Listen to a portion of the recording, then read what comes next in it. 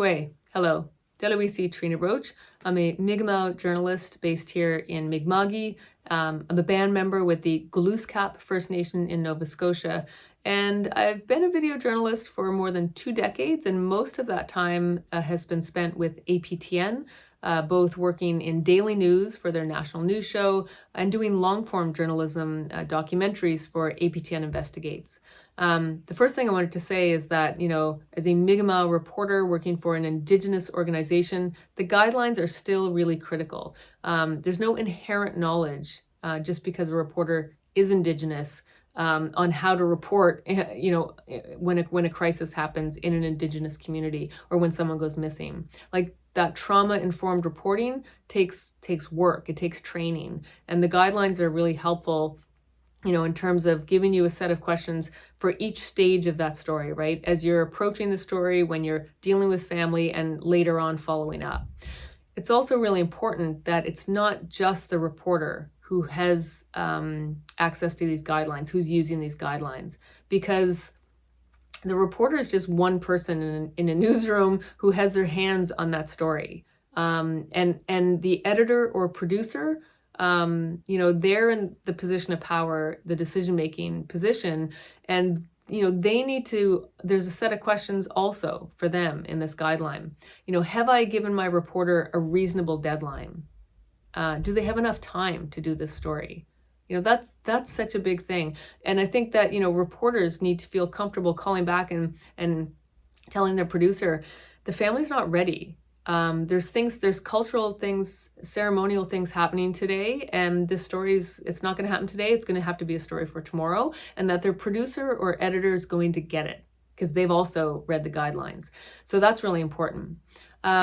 It's also, there's a lot of people who have their hands on the story. The reporter, like I might be the one picking up the phone and doing the interviews and taking pictures or video. But I have an editor or a producer vetting my story, an editor who, is editing the story. It gets written for the web. Like TV stories get rewritten for the web. And sometimes that's a reporter who does it, but sometimes it's someone from the web team. Somebody else writes the headline, right? And so there's a lot of people, they all need to be aware of the appropriate language and wording. And, if they're cutting stuff out, that they're not cutting out important context or important voices central to the story. So there's all kinds of, things that need to be considered, and everybody along that chain all needs to be aware of the important things that the guide contains. And I think for an editor or a producer, a manager of a newsroom, some of the questions are really key because they're things, before a crisis happens, before someone goes missing. A producer can say, have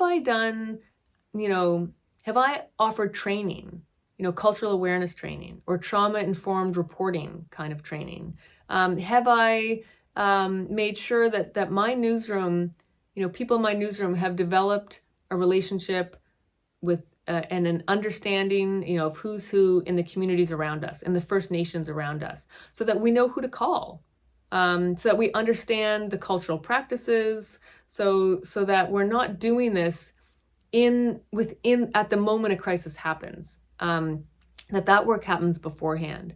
And so I think that there's a lot to tackle in the guidelines. There's a really great set of questions that sort of keep you on track, because you should be able to answer those questions, and not just the reporter, but everybody. And I think that that's one of the really valuable tools that this offers for newsrooms. Whether that newsroom is has Indigenous people, or is an Indigenous organization, or is a mainstream organization, or not. And so the guideline is going to be really helpful. And I wish that I'd had it through many stories that I've done over the last 2 decades. It would have been really helpful. Walaleo. Thank you.